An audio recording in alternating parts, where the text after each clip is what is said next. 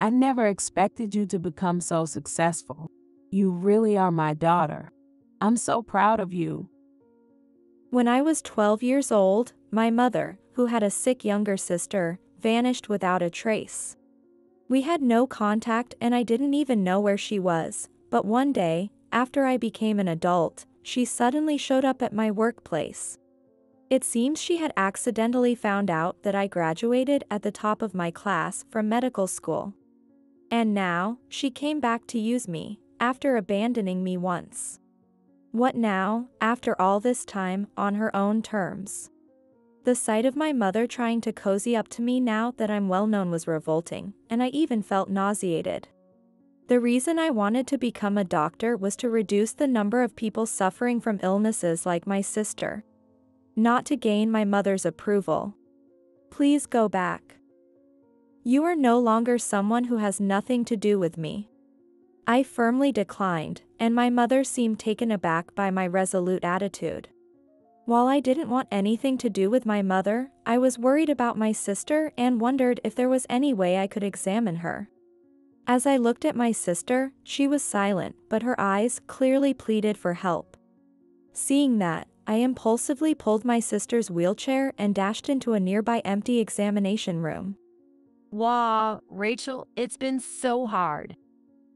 As soon as we entered the examination room, my sister burst into tears as if cutting loose. I was speechless at the story of the last 14 years she shared. I decided I wouldn't let our mother have her way anymore. What I did next was, my name is Rachel. At 26, as a newcomer to the workforce, I am leading a busy yet happy life. Although I can now say I live a happy life, my childhood was far from happy, filled with hardships. It all began when I was 10 years old. The father, who had been the central figure of the family, passed away due to illness. Until then, our family was just a normal, close-knit family of 4. Surrounded by a kind father and mother, and a sweet younger sister, I lived a life without any want. But everything crumbled suddenly when my father passed away due to illness. The first to go off kilter was my mother.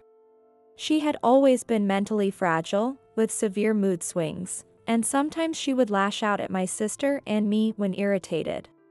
As children, my sister and I were only shocked by our mother's sudden change, but our father always stopped her when he saw her raising her voice, so we never thought much of it. My mother was somewhat dependent on my father, so as soon as he intervened, she would calm down and cozy up to him. But then, he passed away. My mother's depression was severe. At one point, she couldn't do anything and would shut herself in her room all day, mentally broken down. In that state, she couldn't work properly and quit her part-time job to stay at home. Fortunately, the inheritance and life insurance left by my father were substantial. Moreover, my maternal grandparents, who had already passed away, were wealthy, and my mother had inherited a considerable amount of their estate. So, even though my mother was unemployed, our family didn't face financial troubles. However, my mother's behavior became increasingly strange day by day. She began to dote abnormally on my often ill and frail sister, Kristen. And she became stricter with me. Mom, I'm hungry. Annoying. I'm busy taking care of Kristen. Here's some money. Go buy yourself something to eat. That was how my mother handled it, without cooking, just giving me money. But all she gave me was $2. I could only buy a snack, and I stopped having proper meals at home. Also, my mother used my sister's illness as an excuse to stop attending any of my school events. I need to be by Kristen's side. I don't have time for your trivial events. My mother said that and would even skip parent-teacher conferences, not to mention sports days or school performances. The school contacted us several times requesting her presence, but my mother dismissed them, claiming she needed to care for a sick family member. Looking back now, I realize how problematic my mother was. But at that time, she was still my only parent. And I loved my sister too and was worried about her frailty. So, I turned a blind eye to being neglected and convinced myself to endure whatever unreasonable things my mother said. I probably should have asked for help, but my maternal grandparents were both deceased, and my paternal grandmother, though still alive, was elderly and in a care facility. In such circumstances, with no other relatives to turn to, I never thought to rely on anyone else.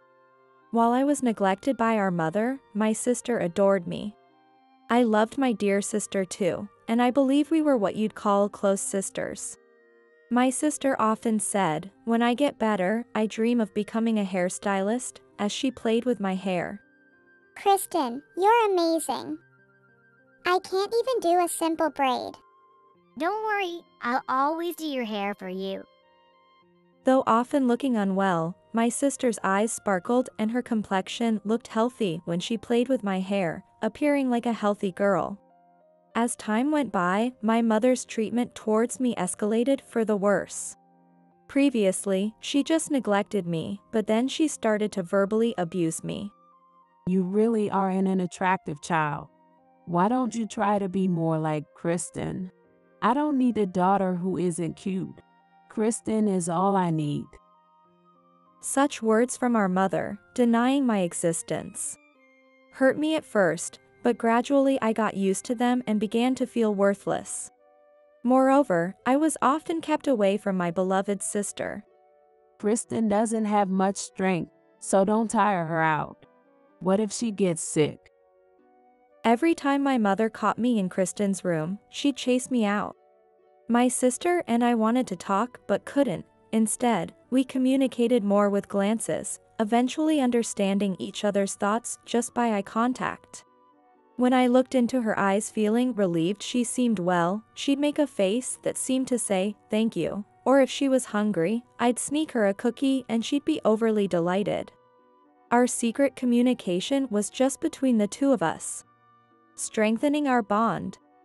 However, my mother didn't like that we remained close despite her attempts to separate us, and her harassment and verbal abuse got even worse. Perhaps she disliked my curious and independent nature. My mother was the type who needed to feel needed by someone. While my father was alive, she felt fulfilled by devoting herself to him, but after his death, she lost her focus of devotion. To her, my frail sister was the perfect object of her care. In contrast, since I was little, I had been able to manage without relying much on her, and so she was unable to show me affection. Now that I'm an adult, I can analyze this calmly, but back then, I never thought about such things. I just felt lonely, neglected by my mother after losing my father. I kept telling myself that once my sister got better, my mother would start to care for me again. I spent each day desperately convincing myself of this. 2 years had passed since my father's death. On my 12th birthday, something I never imagined happened. When I returned home from school, the house was unusually quiet. Maybe, just maybe, my mother and sister were planning a surprise for my birthday. Upon arriving home, I briefly thought this might be the case. I decided to secretly find them hiding somewhere in the house to surprise them instead. So, I began to search quietly. However, no matter where I looked, I couldn't find my mother and sister. And upon closer inspection, I noticed that clothes and personal items were missing from their rooms.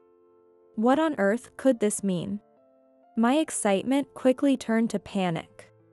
I searched the house again, but there was no sign of my mother and sister, and checking the calendar, it wasn't my sister's day for a medical appointment. Panicked, I rushed back to school and told my teacher everything as it was. At first, my teacher listened to my story with a look of shock, but his expression gradually hardened. After I finished telling everything, he contacted Child Protective Services. After explaining the situation and consulting with them, I was taken into temporary custody by Child Protective Services. I couldn't quite grasp the situation of my mother and sister suddenly disappearing, and my mind was in total chaos. One thing became clear: it seemed I had been abandoned by my mother. The realization made me feel like the world had gone dark before my eyes. Was my physically weak sister safe? What was my mother thinking when she left me? Various doubts and anxieties swirled around, and I silently cried in my bed. A few days later, I was called by the director of the Child Protective Services facility. Looking frail from anxiety and lack of sleep, he had sad news for me. Rachel, from today, you'll be living here. Those words confirmed that my mother had abandoned me. I had somewhat prepared myself during the days she hadn't returned, but the sadness still overwhelmed me and couldn't be stopped. Why? Why did you leave me, Mom? I was so sad. I cried loudly and uncontrollably. The director held me in his arms until I stopped crying. Life at the facility was comfortable and without hardships. In some ways, it was even easier since I didn't have to worry about meals like before. However, no matter how much I got used to living there, the loneliness and anxiety never disappeared, and I gradually became mentally exhausted. My interest in various things, which I had before entering the facility, faded, and the dark, quiet nights frightened me so much that I couldn't sleep. The director was very concerned about my increasingly emaciated appearance. He would talk to me and stay by my side to distract me, and even presented quizzes to entertain me. Talking with him was fun and took my mind off things, but when I was alone, I fell into brooding thoughts and spent many sleepless nights. Then one day, a turning point came. The director handed me a piece of paper with a smile. You have a brilliant mind. You can be anything you want to be. You should see and listen to a variety of things. What he handed me were the results of an IQ test I had taken earlier, which he had mentioned was just a quiz. Apparently, my IQ was higher than most people, and I was in the top few percent. Seeing the director more excited and happier than me opened my eyes. Because of being neglected and verbally abused by my mother, I had thought I was worthless. But the director praised me. That alone made me incredibly happy. Later on, I met a couple who wanted to become my foster parents. Wanting to take in someone else's child, I wondered if they were up to something. At first, although I didn't say it out loud, I was wary of them. But after several meetings, my wariness faded. They were genuinely good people and treated me like their real parent would. With gratitude, I eventually began to call them Mom and Dad. Years passed, and by my sophomore year in high school, my foster parents asked if I would become their child, and I joyfully agreed. Thus, we completed the adoption process and officially became a family. My time with my adoptive parents was filled with happiness. However, a few months after we became a family, my adoptive father suddenly fell ill. Fortunately, he was rushed to the hospital and the surgery was successful. But he had to stay in bed for a while, and my adoptive mother often looked worried. Seeing my adoptive parents like this reminded me of when my biological father died from an illness. My father gradually losing his vitality. My mother crying out in sorrow. And my sister, always frail, with a fleeting smile. I wanted to reduce the number of people saddened by illness, even if just by one. With that strong desire, I decided to pursue a career in medicine. I studied hard and was admitted to a prestigious university's medical school. Being naturally good at studying, I was able to enroll as a scholarship student. Becoming a scholarship student was a great relief, as I was worried about financially burdening my adoptive parents. I continued to study diligently at university and graduated as the valedictorian.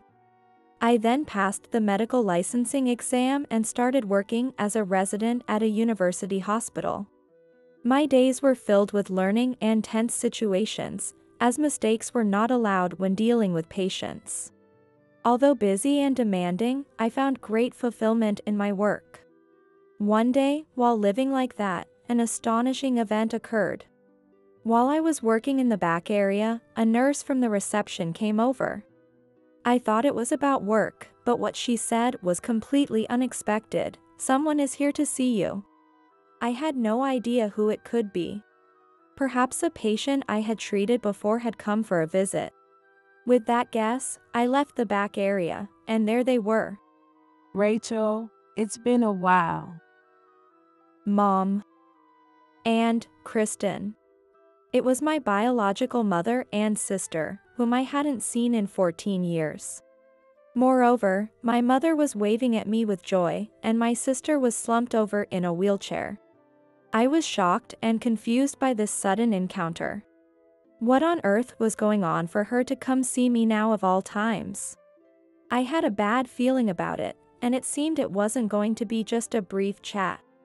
Quickly assessing the situation, I tried to remain calm and made an apologetic face, saying to them, "Sorry, I'll be free in about 30 minutes.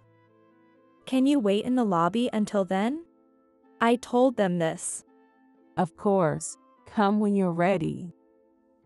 My mother said cheerfully and left with my sister. Watching their backs, I felt intense anger towards my mother. After abandoning me, she now reappeared as if nothing had happened, acting all familiar. I had no idea what she was thinking, but I certainly had a bad feeling about it. Working through my mixed feelings, I rushed to meet them during my break. As soon as my mother saw me, her face lit up clearly. Overwhelmed by emotion and indignation, I confronted her. "Why are you here? More importantly, why now, after all this time?" Ignoring my cold gaze, my mother smiled brightly and responded, I saw you on TV recently. I couldn't believe how accomplished you've become. It shocked me so much that I just had to come. Indeed, about a year ago, I had discovered a rare medical case and presented it at a major conference with a renowned doctor. Since then, research on that disease had progressed, and recently there had been news that a treatment might be developed based on my findings. My mother had seen an image of me presenting at the conference on the news, and that's why she had come to see me. Just like my daughter. I was so proud. While my mother said this with a laugh, my heart grew colder. She had abandoned me unilaterally, and now, seeing my fame, she had turned around, trying to get close to me again, which made me nauseous. "Since you left that house, where have you been and what have you been doing all this time?" I barely managed to hold back from yelling at her in frustration and asked quietly instead. However, my mother ignored my question and said, Actually, I have a favor to ask of you. Despite being annoyed by her usual selfishness, I was more curious about what she could possibly want. Why is Mom coming all the way here? What kind of impossible demand is she going to impose on me this time? I wonder if it's something financial. As I braced myself for her request, it turned out to be unexpectedly simple. It's nothing difficult. If you ever appear on TV or give lectures, I want you to introduce me as your mother. What? What do you mean by that? I was baffled by her unexpected request and frowned. According to her, she had started searching for information about me on the internet after seeing me on TV.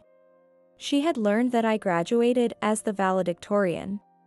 Believing that someone so intelligent was bound to become famous, she saw an opportunity to position herself as the mother of a famous doctor. That's why she came to see me. I was confused about where such an idea had come from. There were so many things to question in her story, but the word mother particularly struck me. She had neglected and verbally abused me, and ultimately abandoned me, yet now she planned to act as if she had been a mother to me.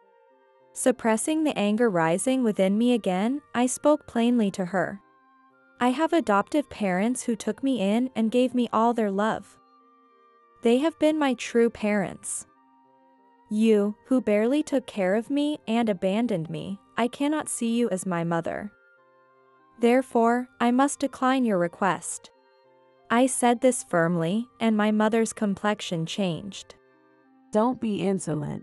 I gave birth to you. You are legitimately my child. A child should simply listen to his or her mother. Her face, which had been gentle moments ago, contorted into an ugly sneer as she yelled. When I was young, I was frightened by her yelling and had no choice but to obey or apologize, even when it made no sense. But now, I'm an adult.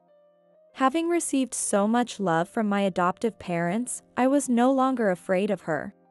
I wanted nothing to do with her ever again. With those feelings, I firmly told her off. You are no longer someone who matters to me, so I don't need to listen to you. I thought we were already estranged. Please, just go home. Faced with my firm stance, my mother seemed taken aback. All I wanted was for her to give up and leave me alone. However, my only concern was my sister. Before my mother could take her away, could I possibly give her a medical examination? Turning to my sister, I saw her making eye contact like when we were children. When I looked into her eyes for the first time in years, it seemed like she was silently pleading for help, and I couldn't resist checking on her physical condition. Almost impulsively, I grabbed her wrist to check her pulse. What are you doing? My mother screamed at my sudden action, but I didn't care. The wrist of the sister I hadn't touched in years was unbelievably thin. As I stood shocked by its frailty, my sister spoke in a feeble voice strained with effort. Rachel, I need to talk. I have something to say. Sensing an urgent situation from her condition, I snatched my sister's wheelchair from my mother and rushed into an unused examination room nearby. Slamming the door shut and locking it, I heard my mother pounding and screaming from the outside. Stop messing around. Give Kristen back. She was banging on the door hard enough to break it, but soon security arrived and seemed to take her away, and the room was enveloped in silence. Wow, Rachel, it's been so hard. My sister broke down in intense sobs. As I held her, tears streamed down my face as well. After she had calmed down from her crying, I listened to her story from the past 14 years. On the day they disappeared, my sister said our mother suddenly told her they were going out. When she mentioned that I wasn't around, our mother had assured her, "Your sister went ahead, she's waiting for us, it's fine." Of course, that was a lie, but my sister, believing her words at the time, followed her. However, the place they ended up was a strange and far distance from our home. And, obviously, I wasn't there. Realizing she had been lied to by our mother, my sister initially cried a lot from anxiety and loneliness. But each time, she was yelled at by our mother, and because it was so frightening, she gradually stopped crying. Spending her days trying not to provoke our mother, years passed. My sister had been frail as a child but seemed to have gradually grown stronger and was able to spend her days more energetically. Mother did not like this. She enjoyed being treated as the devoted mother nursing a sick daughter by those around her. To maintain this status, she first subjected my sister to psychological pressure to ensure compliance. She would say things like, "If you don't listen, mommy will disappear, or then no one will take care of you." Kristen, almost every day. There was a lot of yelling too. Gradually, I felt like I couldn't survive without doing what mom said. I felt increasingly cornered. My sister recounted with a bitter expression. Under such control by our mother, my sister wasn't allowed out of the house, had no contact with anyone, and was kept emaciated by being severely underfed. Furthermore, portraying my sister as sick, our mother did even worse by forcing her to ingest unnecessary amounts of medication to make her ill and call emergency services. At the hospital, she would say, "My daughter is unstable and has overdosed," and to neighbors, she lied, it was an attack of her chronic illness. As this repeated, suspicions arose among the people around her and the hospital, but before the lies were exposed, our mother took my sister and moved to another town like a night escape. My sister explained that for the past few years, she had been caught up in our mother's fabrications, repeated time and again. However, it seemed our mother was no longer satisfied with just being seen as the devoted mother caring for a sick daughter. At that time, she happened to see me on the news. She thought that me being famous must have widened my circle of acquaintances. Therefore, my mother apparently attempted to re-establish the connection with me and to gain more sympathy by speaking about my sister in front of more people. Due to the pressure from our mother over the years, my sister had been unable to seek help from anyone. But seeing me after so long, she realized if she didn't ask for help now, she might never get another chance. So, she gathered the courage to reach out to me. While recounting her fears from those times, she sometimes trembled and eventually finished talking. I embraced her again. Thank you for telling me. From here on out, leave it to me. After calming her by stroking her head, I took out my smartphone and called the police. Leaving my sister there for a moment, I went to find our mother, who was likely restrained by security nearby. I found my mother and the security guard in a nearby lounge area, explained the situation to the guard, and asked him to keep her restrained until the police arrived. Then, turning back to my mother. After hearing my sister's story, I felt even more unforgiving towards her and scornfully spat out. I've heard everything from Kristen and called the police. No one will think of you as a devoted mother anymore. My mother, resigned and sitting on the floor, looked up in shock at my words, then silently hung her head. Glancing at her one last time, I returned to the examination room where my sister was waiting. Later, the police arrived, and after we provided our statements, they took our accounts and said they would conduct a thorough investigation. Following the police interview, I got my sister see an internal medicine physician just to be safe. The examination revealed that she did not suffer from an illness that required a wheelchair, her leg muscles were weak but she could walk without issue, and she was severely malnourished. It turned out the wheelchair was just part of our mother's performance to elicit more sympathy, forcing my sister into it unnecessarily. Indeed, my mother had been up to nothing good.